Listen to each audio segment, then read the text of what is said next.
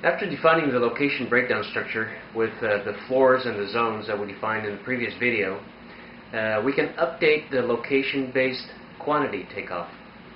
In this process, the elements in your model are associated with the correct location based on their location or their position in the model.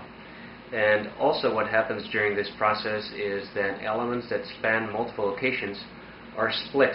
And this splitting process is done in a non-destructive way, meaning that whenever you decide to make a change to the location breakdown structure later on, the original element can be restored, and you can make changes as often as you like, and the quantities will be updated accordingly.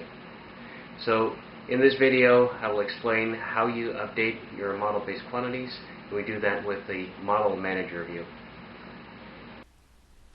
After defining the floors and zones, I will deactivate, then reactivate the models in the project to update the model-based quantity information.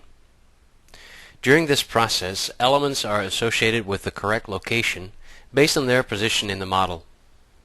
Elements that span multiple locations will be split using the non-destructive element splitting process. We'll take a look at an example.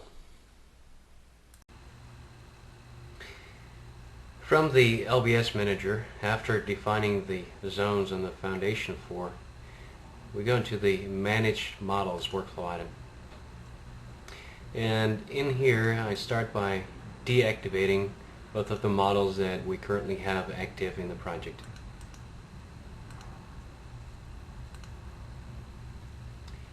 After that's been completed, the model space is empty, and I reactivate them one by one, keeping the same settings to make sure that the takeoff items and takeoff quantities do not change.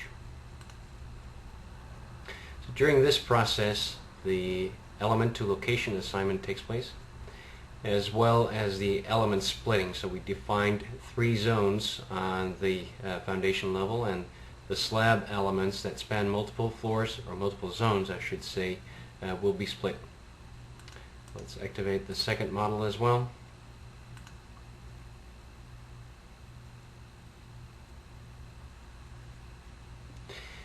Now we can go back to the define locations, and when we expand this node, there's 3 locations shown in bold. The other 2 are a product of the definition of the way that we define the zones. Locations that are shown in italics are not associated with any location bounding box, and therefore do not include any elements, and therefore will not include any model-based quantities.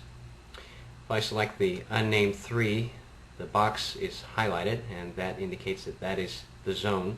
If I isolate that now, you'll see that the slab element here is split. So it is split in for that part where it exists in the zone that is now called unnamed 3. You can isolate the other zones as well. That shows that the same thing happens there. Only that part of the slab that exists in the zone is included. You can also go into the Takeoff Manager to check out the quantities, and we'll use the Manage Takeoff view for that. And in the Manage Takeoff, we'll see the locations that were defined, and when I expand the slab on grade, I'll see that quantities exist in zones unnamed 3, unnamed 4, and unnamed 5 as indicated here.